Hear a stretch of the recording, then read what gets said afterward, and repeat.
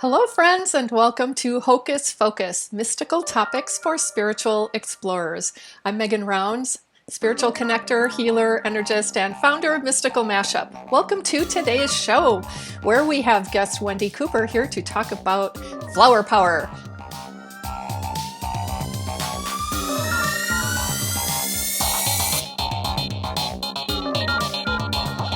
Today's guest has had a lifelong romance with flowers, whether gardening, arranging, or photographing them, and began documenting wildflowers about 6 years ago when she moved to Santa Barbara, California, where she lives with her cat Hitch. She is a multidimensional medium and an angelic and ET channel, as well as an energy healer and intuitive wellness teacher and coach. She is very interested in astrology, natural medicine, magic, and on top of that is an artist, graphic designer, photographer, nature lover, hiker, and foodie who loves to cook. She hosts the weekly program Messages from Spirit with Wendy Cooper every Wednesday at noon Pacific Time in the Lightworkers Lab, and she owns her own spiritual business, Life by Design, where she recently launched her newest program, the Flower of Life Intuitive Healing Program, which begins June 17th and which we'll hear a bit more about today. Please give a galactic welcome to Wendy Cooper. Hi, Wendy. Hello, hello. It's so good to be here. Thank you so much for having me on. And the galactic welcome. That seems perfect. I thought so. I'll take it. I rarely use that word and I really like it. So why not? Yeah, right? You're inspired. For sure. Well, thank you so much for being here today. This is, as I think I've mentioned a couple of times already, a topic that I'm really excited to talk about and learn more about. And so what I wanted to do is just start with how it is that you became interested in the topic and a bit more about what, I'm calling this flower power, or we agreed to that, but we're really talking about a couple of different areas of flower energy. And so if you want to introduce those along the way as well, that'd be awesome. Yes, I would love to. It's, I was thinking this morning when I was getting ready, it has been a lifelong journey with flowers. Of course, not on a much deeper level in the past 6 years, and even more so in the past year. And it's been quite revealing to me. And like you said, I've been a lifelong fan of flowers. They make me very happy. I believe in flowers as healers themselves through different avenues. Like you may have heard of flower essences, which is an energy medicine tool, and we can talk a little bit more about that. But also just their presence, their energy. They hold a very high energy frequency, if they're taken care of like anything else.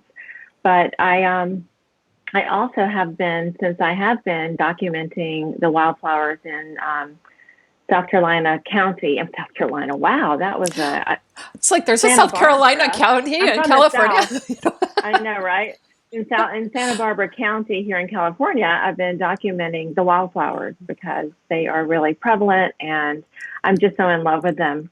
But since I've been spending time with them, I've been able to commune with them more, but also commune with flower spirits and the faerie realm.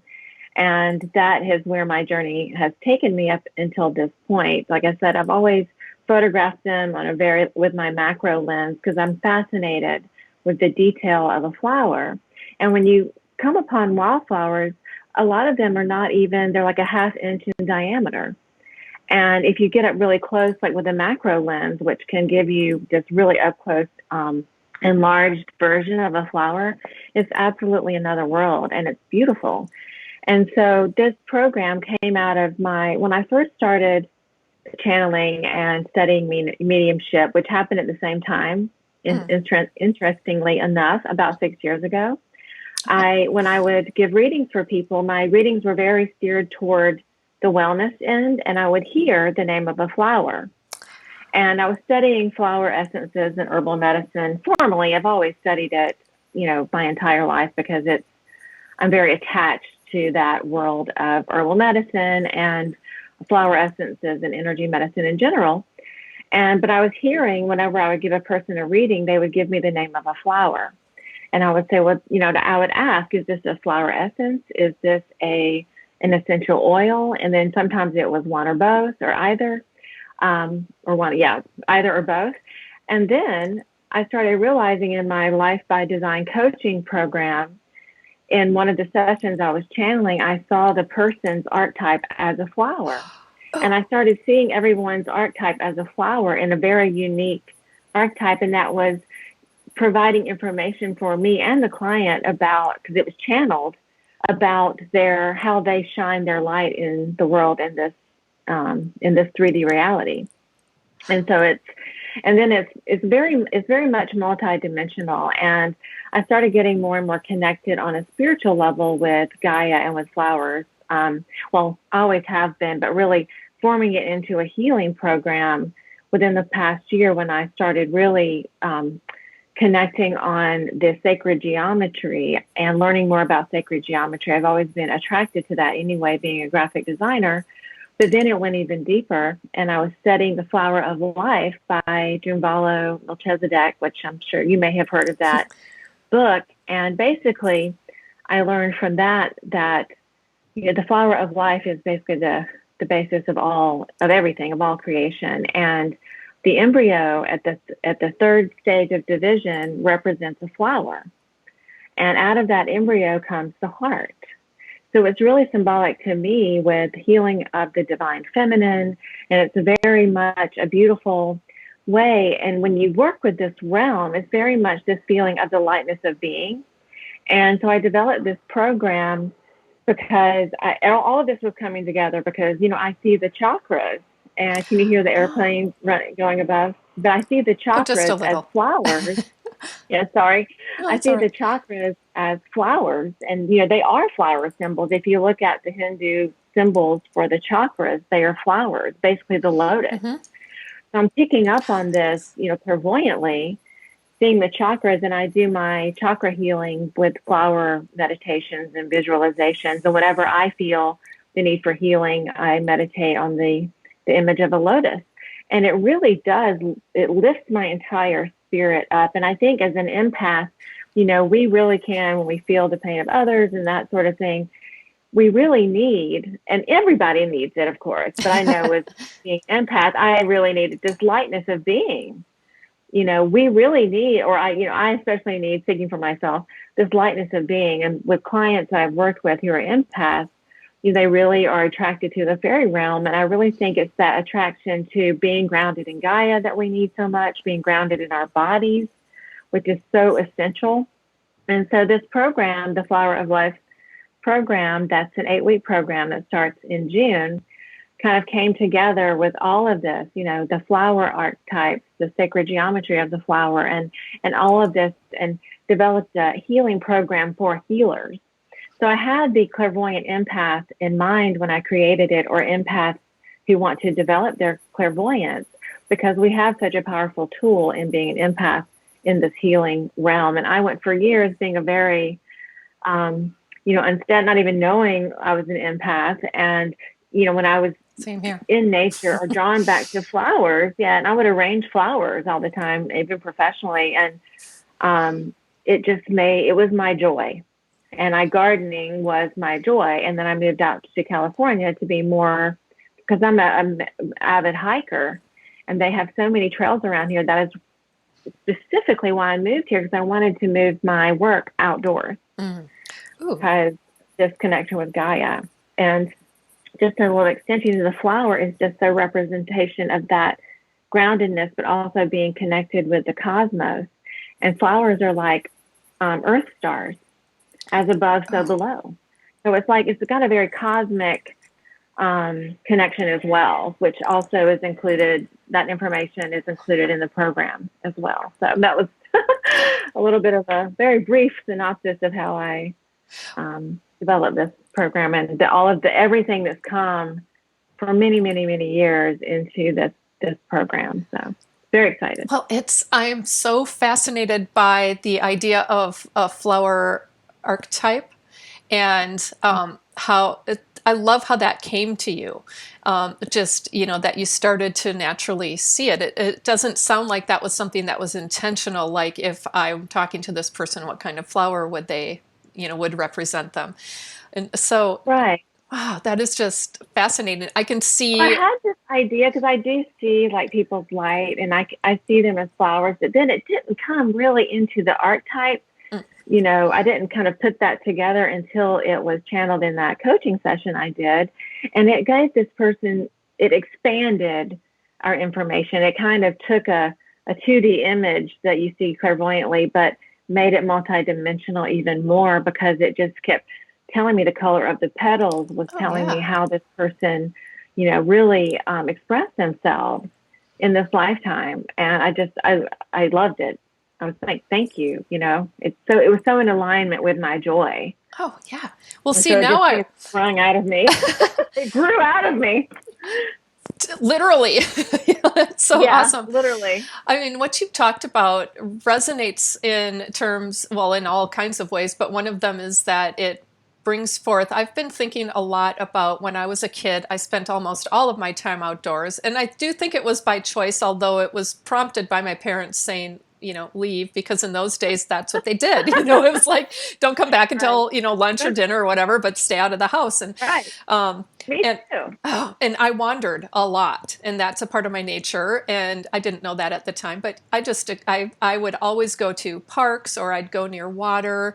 I'd walk through wooded areas. I'd find hidden paths and things that I've really been wondering about more recently, because I'm like, well, what was my draw to this particular place? And when you talked about the connection of empaths to the fairy realm, it's real that actually just really lightened something up for me, lit something up for me. Taking the Yeah. long way around words today. Me too. Well, I don't know where South Carolina came from.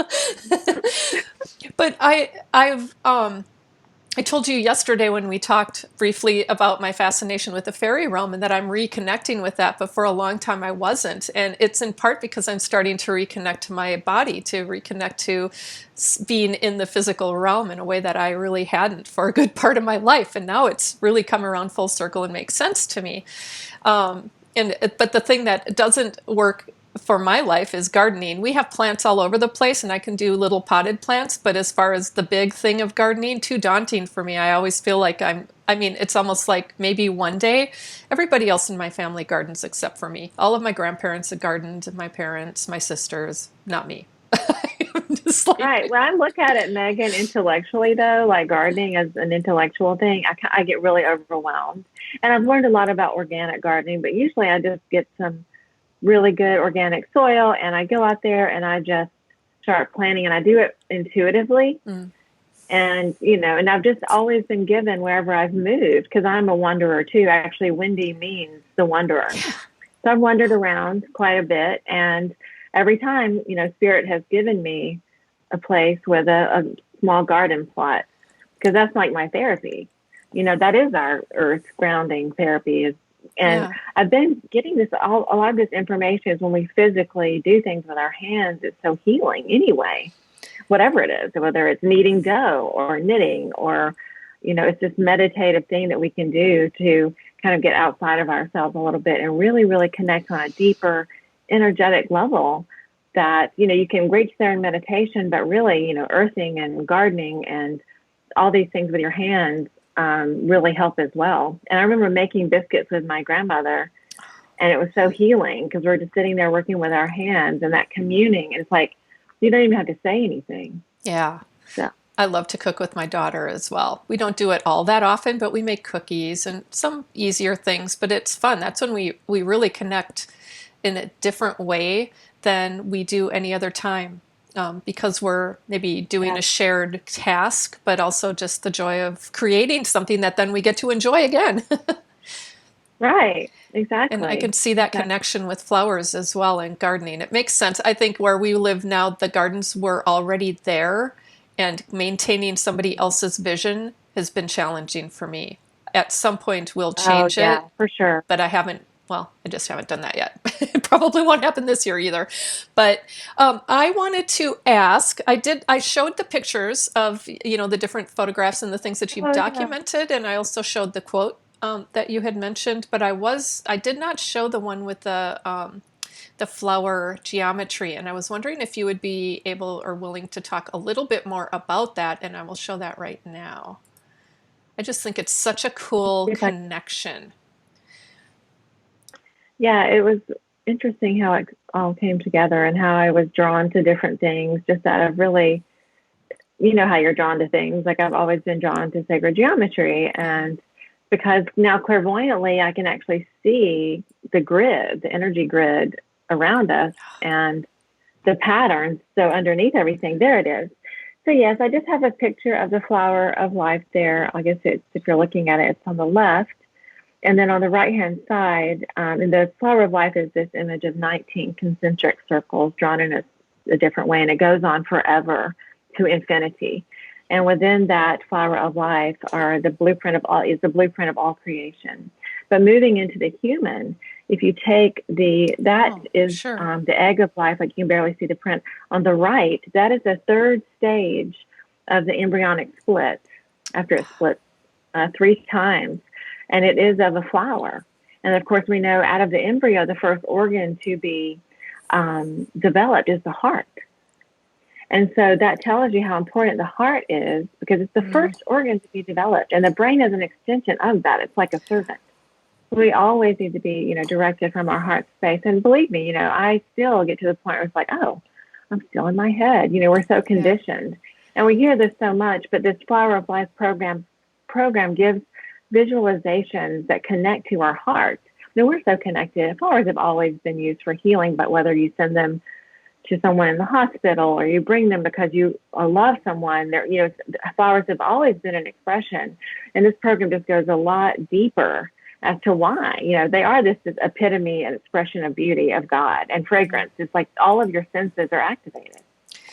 So, and I also use a lot of color therapy with flowers in the program. And it's really just an extension of teaching healers. And through the program, the healers who are taking it or whoever wants to take it, it's, you know, the intention is to be a healing program and then to expand and also expand the clairsenses along with it, which naturally happens when you go through the chakra and the energy system and do, you know, heal and get attunements from the fairies and anybody else who wants to come in for this program. I've got lots of spirit guides working with me on the program. So Excellent. it's amazing.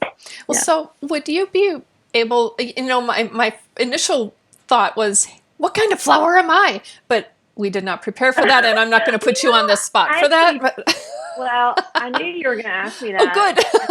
And I heard marigold, and I was like, but she likes sunflowers. And they were like, well, she can like sunflowers, but she's a marigold. You have a lot of yellow around you. I see you, and you have a very strong solar plexus, I feel. But you have a, you know, there's usually when I see an aura, there's one particular color that that comes forward for me with people, and you have a lot of yellow around you. It's not because I'm looking at you right here. This was when I was looking at you and asking this morning. I was like, well, I know Megan's going to ask what her flower. What is she?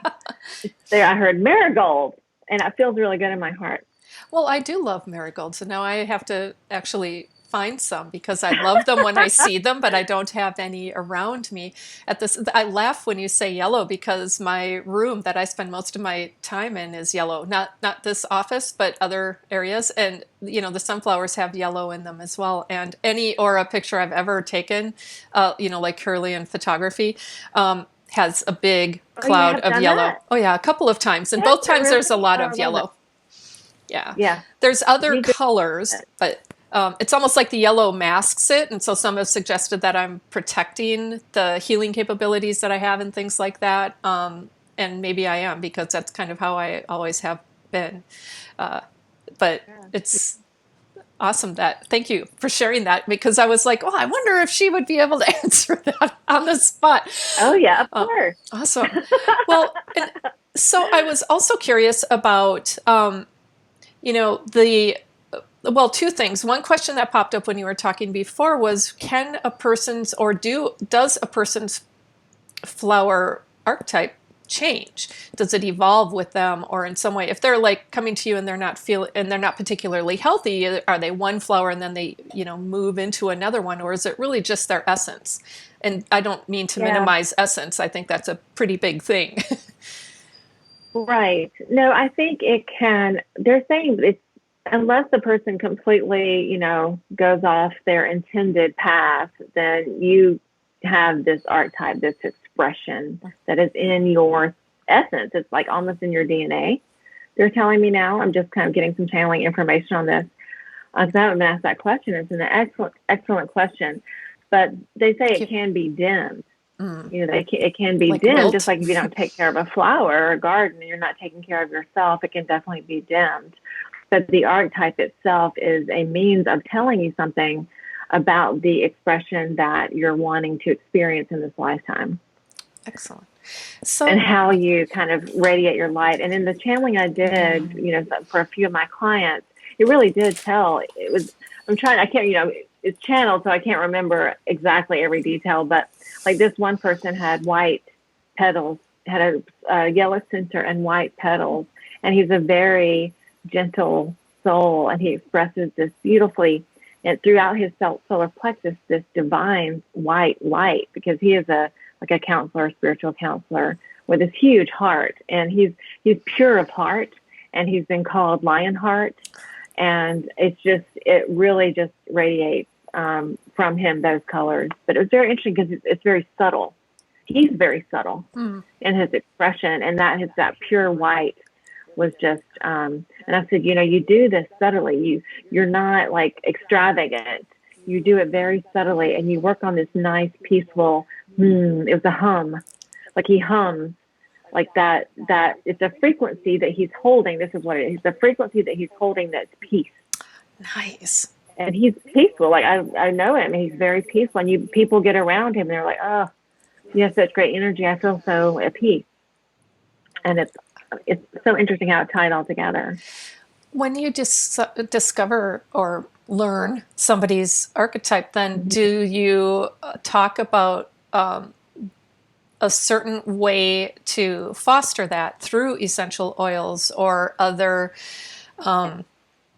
earth and fairy Gaia related things, or otherwise? Yes, I will look around them and see, what spirit guides are coming forward for that particular coaching session, because my sessions have moved.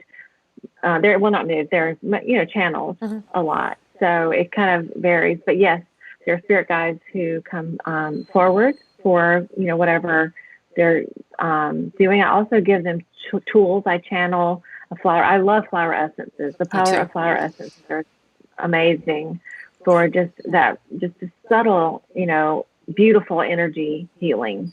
That's non-toxic. It doesn't interfere with anything else. Any other medications you're taking. It's gentle. And this gentle healing from like the inside out is really what they express, just, sort of like this, it's an essence. So it's up leveling on a frequency level for a very particular thing. So I channel a flower essence, and sometimes a lot of crystals, Gaia, Gaia's gift of nature to us for healing come forward. And so it could be crystals, it could be herbs that they could be beneficial, a myriad of things, whether it's an animal totem, or even a nature totem. But yes, I do give those tools, and they come through spirit through me. So come from spirit through me. Oh, do you want to talk a bit about your favorite essences or essential oils that you enjoy? Yeah, if you even have that, and crystals as well. Oh, goodness. I love them. I do too. I get so jazzed about crystals. Like I want a huge amethyst geode so badly. I love them. And I love rose quartz. I love lapis lazuli for the third eye, because my aura is very like that color, blue, sort of blue, purple, periwinkle color. It's one of my favorite colors. And that's my favorite. Yeah, me too. And so I'm very drawn to lapis for that reason. Always have been. I also feel like I love the gold in it as well. I feel it's very connected to your third eye and Archangel Michael, which I channel Archangel Michael. I've been working with Archangel Michael very closely my entire life. So some flower essences, I mean, they're so vast now, because you have the original Bach, flower essences that were developed. And then you have a lot of other practitioners now developing flower essences. And I know that like the California poppy, which I sent you a picture, the big orange yellow poppies, that is a fantastic flower essence. And if you notice, the flower healing corresponds to the colors of the chakras. Yeah. Oh, I Like didn't even think of that. Yeah.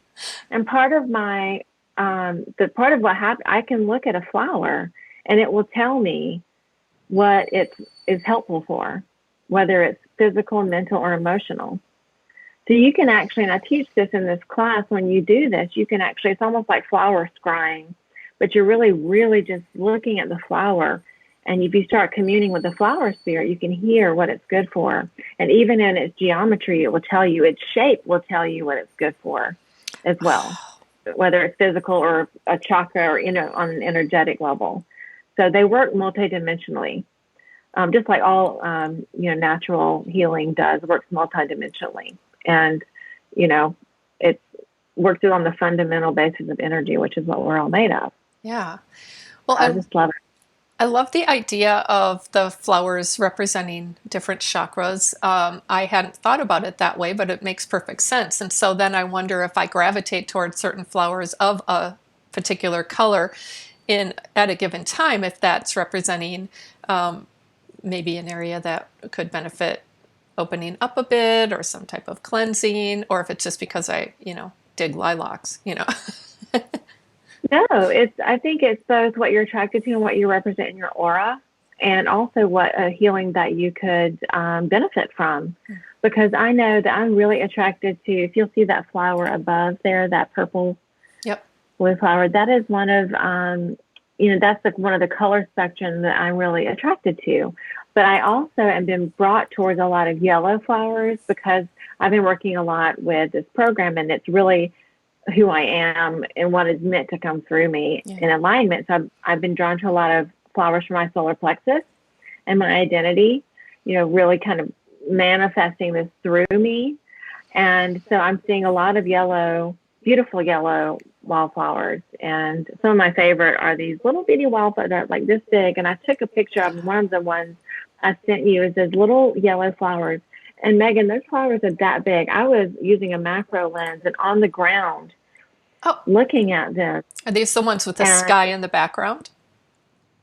Well, those are the poppies. Oh, okay. Those are the California poppies. Oh, okay. And the other ones are the little sunflower ones. So they're about this big.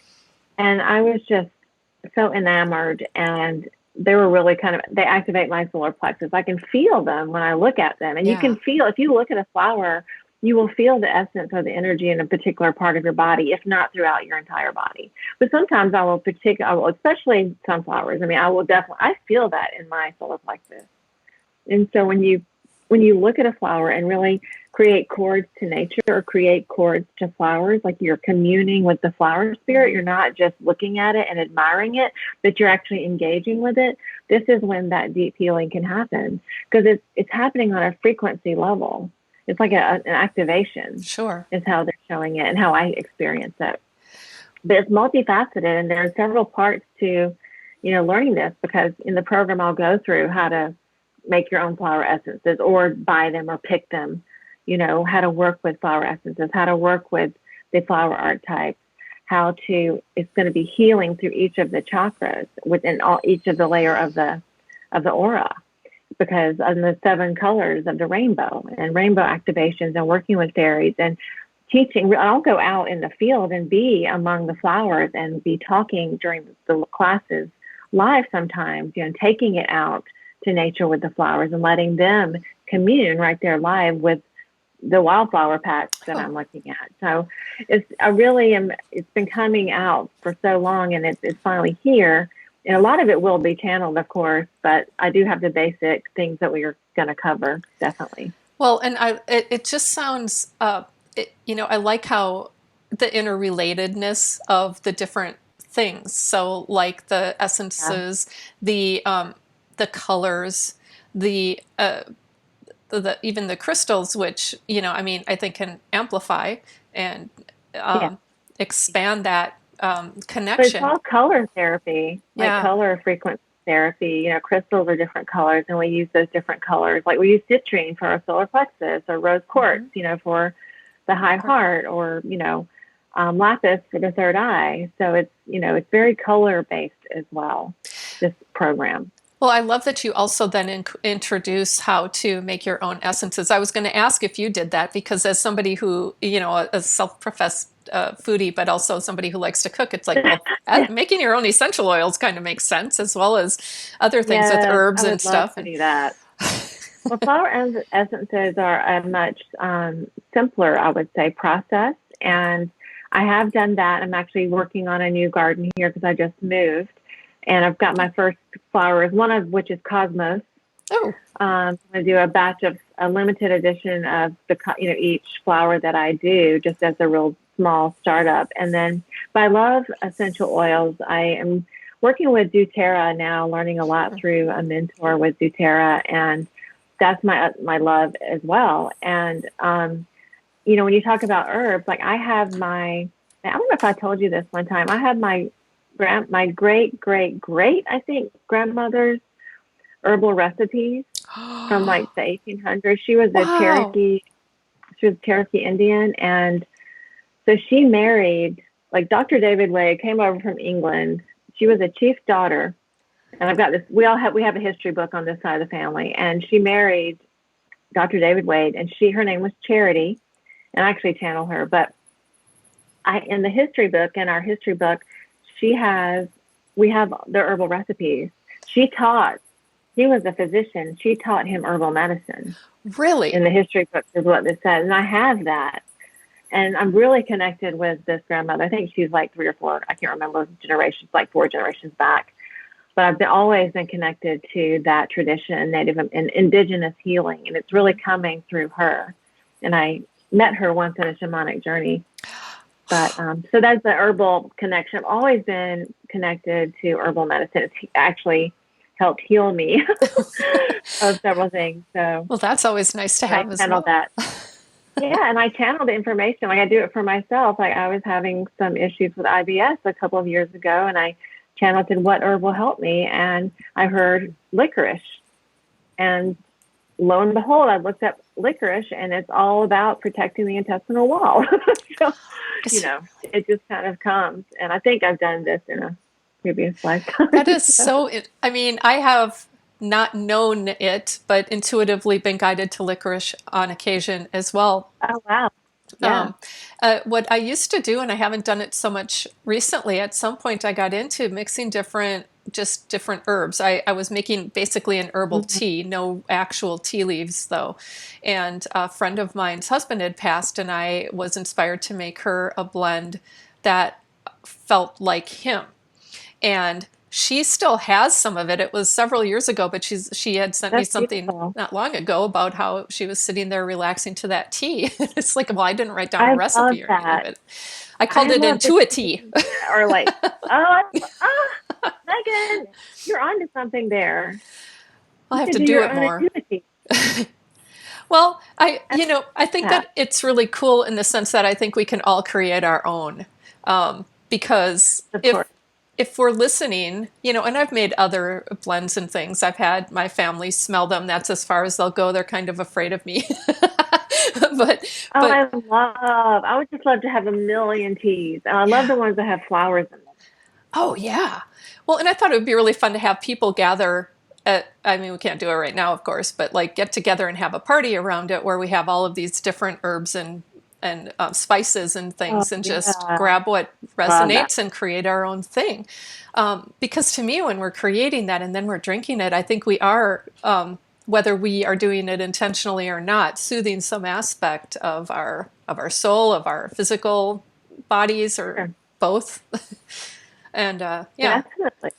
And that's in part it's all this sexual experience that we came here to experience. Yeah. It's like, this is the joy of being physical. Yes. Oh, what a wonderful way to put it. Being with all nature and cooking, and this is what we want to do while we're here. Focus on that versus seriously. Huh. I think you've just given me a coaching lesson without knowing it. Because it's like, That's what it is. That's why the technology I've been experiencing has had a differing effect for me because I'm not really getting outside, and it's a time for me to do that. It's a time for me to go out to nature and really, I don't want to Legacy. say rebuild the relationship with it, but, well, reconnect. And I just feel like there's something pulling me, in an expansive way, and it's like, what is it? Well, maybe it's nature. Hello, I'm looking at it right now at my window, and Right. And it takes you to a different level if you just sit there and listen. And when I teach clairaudience, I'm like, one of the things you can attune to is the bird song, and that deep listening in nature yeah, really opens you up. And I love the fact that you said when you were little that you wandered around and you went to all these places, because I resonate with that. I did that too. And it maybe is a generational thing. I think I was one yeah, of the last generations that was sent could. outside to go play in the woods, and it was okay. I played in the woods. I made up stories in the woods. I was always on my bike going Me too. everywhere, and it fed me. I was like, thank goodness I was able to get out of the house and do that. My imagination, I think was so, I actually studied the effects of nature on children's brains and the lack thereof. Yep, And high level of it's phenomenal. creativity. Get out of the house, stop playing video games, and get out into nature and I really healing have just to. doing that. We basically have to drag our daughter to get out of the house and into nature. She doesn't enjoy it. She doesn't like the bugs. She doesn't like, the heat. All of the things that Mhm. I've always really enjoyed are not her scene. I'm learning to Yeah. work with that, but at the same point, Yeah. but so something I found when you were talking about listening to the bird songs, one of the things that I was thinking about when I sit out in nature that I always hear are the bugs. There's a lot of bugs in Minnesota. If you've never been here, I mean, we have to have screens, so Well, you can. I used to live in Missouri. There you go. It sounds like it perfectly. Well, we have Yeah. said that the mosquito's the Minnesota state bird. It isn't literally, that's the loon, but which I also love. But the but That's funny. we have, I don't know how many different types of mosquitoes and things. I can hear those, but what I have found is I can talk to them and they listen. So it's like I help them out of the house and things. I'm like, come on over here, and they'll let me. They do. They do. Like, it's amazing. When I had this little bitty lizard one time that I had this entire experience with, and he was checking me out. He was a baby lizard. He was sitting on my hand, and we had this entire exchange. And I was just like, it's such a healing experience, And I even woke up this morning hearing macrocosm, microcosm, Ooh. as above, so below. And it's like, how the lotus comes out from the mud and there's this beautiful flower, and it's like this hope. And, you know, um, I think flowers actually symbolize that. Some flowers symbolize so many things, but yeah, it's like I don't know. I felt very connected, even more so how we're connected to the cosmos as well as Gaia, and it's the balance of both. Yep. Because I work with cosmic energies, star beings as well, but they're like, it's almost like they're embodied through the flowers. That there's a connection there that's waiting to be channeled more as a message that I'm working on. But there's a lot about astro herbalism now, and if you've heard of that, I and I'm haven't. really into that. And also flower essences, which I'll bring forward in the course. You can heal through the moon cycles and your sign. And there are particular flower essences that are good for your particular sun sign and moon sign, Really? depending on their archetypal, essences. Yeah. Wow. So you can do it from that end, or if you can get somebody to channel it for you. Well, this is what you need, but I really like that connection a lot, and so I'm being drawn into that more and more. The cosmic connection between herbalism and flowers. Well, yeah, and the as above, so below, both and is kind of where I live. I'm not really much into the either or. Sometimes there's a need, I suppose, but I really have always lived in the gray and in the both and. And so to In recognize between, that, the in yes, between. yep, yep. And so to bring that cosmic aspect into the Earth and Gaia perspective, I think is really just fascinating. I hadn't really thought of it that way, and now it makes perfect sense. How could it? I love Yeah. that. Oh, here we have a couple of. I'm trying to add a couple of comments, but one of them isn't allowing me yet. I mean, the person is, the tech isn't. But she Oh, says okay. astro herbalism sounds weird. I'm into it, and that's kind of, Katie. You What? reflected my thoughts exactly. It's like It's just astro about, herbalism. bringing in the moon, the cycles of the moon and the planets into the healing part, which it's about bringing the entire Earth cosmos into our healing, because we represent that. We are Yeah. both Earth and cosmos. Cosmos representing our mother, our Father God, the Earth representing our Mother God, and how we are expressed through her. And that's what Anyway, I heard that through one of our mutual friends. Well, if it's somebody who's been on the show, they've given their permission already to have their name used. So. But if it hasn't, It's Lauren. oh, okay. Lauren Oh, is the yeah. channel. She's been on the show and live with me like 5 or 6 times now. So she's Oh totally yeah. cool with that. Oh yeah. It's Excellent. just so like cool. This is seriously this. Okay, so we have just under 15 minutes. Did you want to walk us through anything, or what else would you like to talk about? Well, I guess I could wrap up just by saying, the program is an 8-week program. Yes. It's a healing program for healers, is how it's set up, or those of people who are just really curious and want to connect more with the fairy realm and the flower realm, and want to know how to even channel, these spirits, and work with these spirits to bring a lightness of being. And fairies are great for manifestation as well as the flower realm. And so it's going to work on a multidimensional level.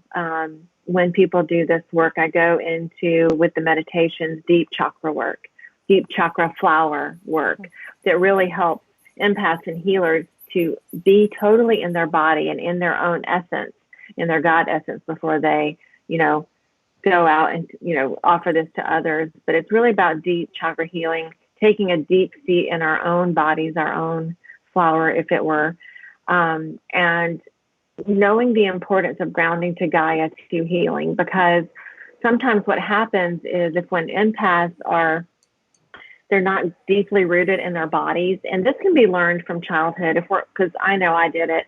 I was always looking out for everybody else's needs and hyper vigilant about what mom was feeling that day or what dad was feeling that day. That's one of the reasons why I escaped. I had great parents too, for the most part. I mean, they were great in what they're wonderful, but I'm saying we had our challenges. But so we learn to, when we're hyper vigilant like that, our soul can sit up higher in our bodies, and it can bust out our solar plexus. And so what happens is, we're really intuitive, maybe from the heart up, but we're really missing the grounding part. When we work with the lower chakras, and this is our under the table intuitive. This is our intuition that we need to manifest in a third dimension. So I really go through deep chakra healings and show how we need to sit deeply in those chakras. And what happens when we do that, we have an opening of our clairvoyance and our clairaudience, and we're not missing any steps. So we go through each chakra, starting with the root, and go all the way up. Because what that does, it prevents what has been termed as spiritual bypassing. When someone's completely ungrounded, their third eye is wide open, they're having all these experiences, but there's nothing really grounded about what they're saying or what they're doing. And so as healers, we have to be really cognizant of that. And as we move into the age of Aquarius, the divine feminine, the healing of the divine feminine, and this balancing, like the yin and the yang, this balancing of the divine feminine with the divine masculine that was so dominant in the Piscean age, is really being balanced.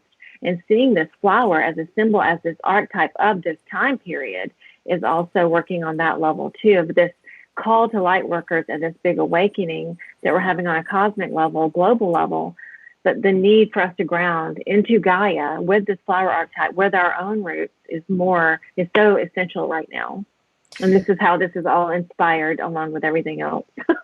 Well, and So, that you'd mentioned that in this, age of Aquarius, it's the merging together of masculine and feminine. And I've been working a lot on that individually. That's some of the information that's coming to really, me, is how to blend the yeah. two in that both and Yes, way. yes, we have to integrate our masculine and feminine. Yeah. and how I have just, I'm not sure how to form this question. I've told you I'm intrigued by the fairy realm, but at the same point, I don't really understand it. Despite the fact that I just told you that as a kid, I probably was hanging out with them all the time. I can see that. But can you say just a little bit more, like describe what what is the fairy realm? What does that consist of? Without going into a full-fledged, class, but is there a way to summarize that? Yeah, right. Yeah, well, that like they're on the second dimension of the earth spirit, and although I'm getting some different, not different information from that, but I know I also work with a goddess who there seems to be like there's different even realms of the fairies. Like their fairies are, sort of governing or part of different, things in nature. And I see these goddesses too. They're kind of, or they're kind of fairy goddesses that sort of oversee different parts of the fairy realm. It's really interesting. Like goddess Iris, I see her working very much with the fairy realm, and it's when you work with it, it's very much when you actually bring in their energy or invoke the energy of the fairies. It's very lighthearted, and it actually can feel almost ungrounding if you're not used to it. There's a very lightness of feeling. And all you really need to do, like when I went outside this morning and cut these little flowers just out of the garden, I said, I set an intention. I want the fairy energy to come into this space. When I'm talking to Megan, I want to invoke that lightness of being.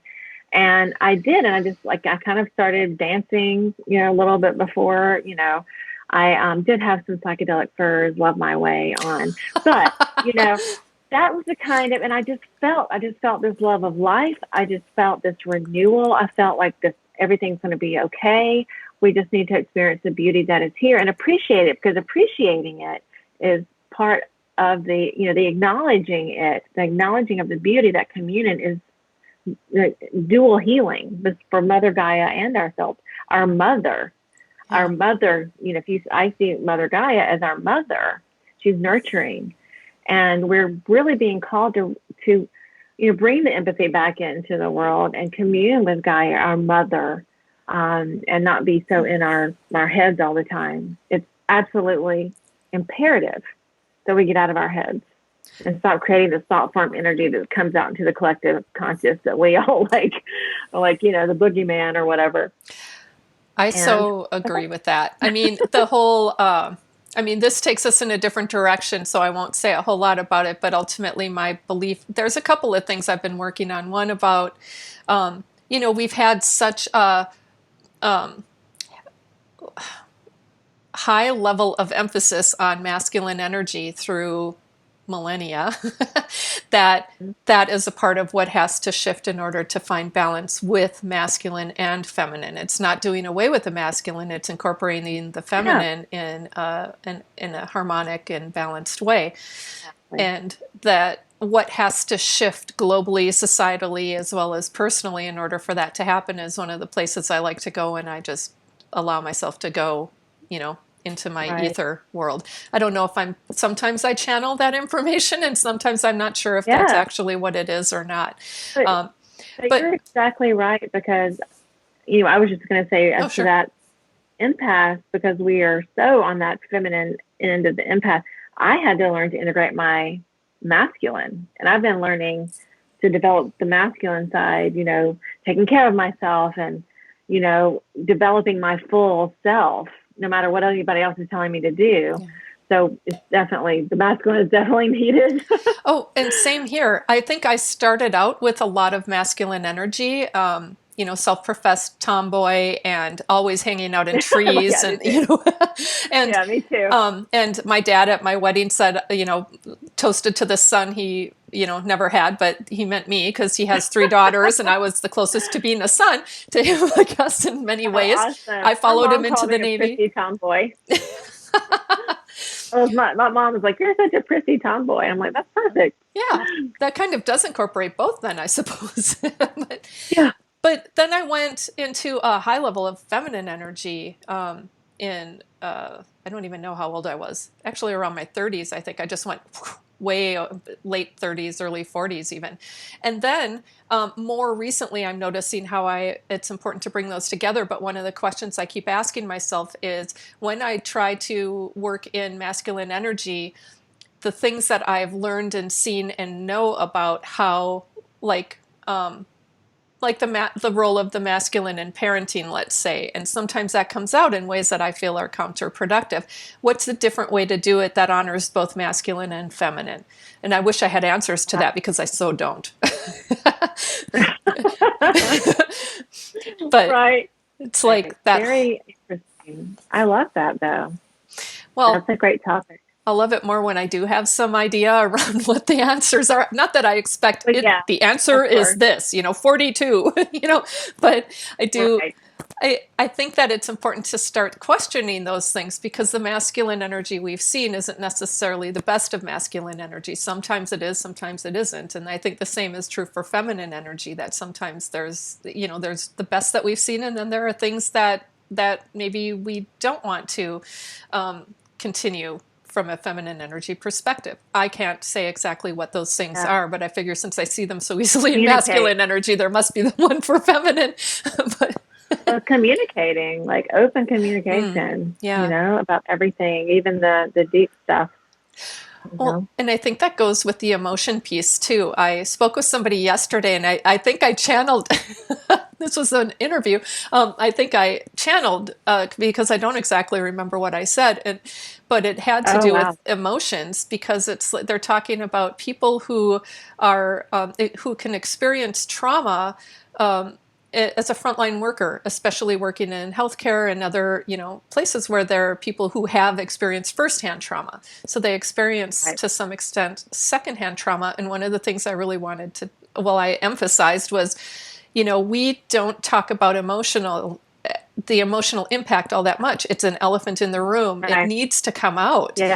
And to be able to just, we are emotional beings. I think that emotions come before the thought process. And because of that, we react and we can respond in words and things like that. But it's based on what we're paying attention to in the heads, because we've been taught and conditioned to discount those emotional aspects. So I know we took this off as a weakness. It's not. Yeah. It's not a weakness. It's a kind. Not at all. Someone told me one time. They said, "Wendy, your kindness is not a weakness," and it was like, "Thank you." Isn't it liberating to hear that? And I was having, I was out in the corporate world, and I was just having a time, and I was just like, "This is not right. This is not right. This is not right. This is not ethical," and it was trying to like this thing between going to judgment versus like, being just this compassionate witness, but really having to make some, hard decisions. And so, I get it. It's I own my own business now, so now I can look at it from that point of view. But it's definitely, when you get out of this bubble, it's you can see it so much in your face, how it's out of balance. Yeah. But I'm seeing everything in balance, and that is the vision that we need to hold, right? I agree completely. For sure. I'm going to pop your details back up. This is kind of right in the middle, so it's obscuring our face just a little bit. But so here are Wendy's details. You can also find her information in the Mystical Mashup Facebook group under Unit 2 Guest Directory. And there you'll see our mashup that we had earlier this year, as well as the link to the replay for this, Hocus Focus. But also all of Wendy's contact information and any promotions that she's offering at the time. So right now, as I mentioned at the beginning of the program, she's offering 25% off of her early bird price, and that's a $111 discount for the first 6 people who sign up using code FLOWERPOWER. Wendy, does capital letters matter? Yes. Okay. They're all caps. Okay. It does matter. Yeah. And that is what it shows here too. Yes. And then also she's offering 10% off of other services using code Hocus Focus. So even if you're not interested or able to sign up for her program, you can always work with her one-on-one and still get a discount. Wendy, that rocked. You rock. Oh, I had so much fun talking about it. Thank you. It's so much in my head and it's written down, and a lot of the course will be channeled. But I really enjoy talking about it so much. It's such a passion of mine, and I feel so connected to this work as something that came here to express. So thank you so much for letting me talk about it.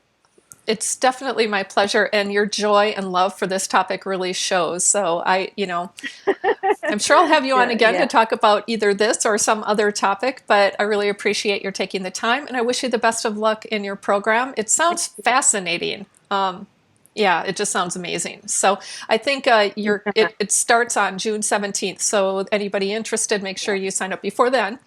And if you want that discount, you have to be one of the first 6. So there you go. Thanks again, Wendy. And thank you, everyone, for joining us. I wish you all a magical, mystical day, week, and life ahead. Yes.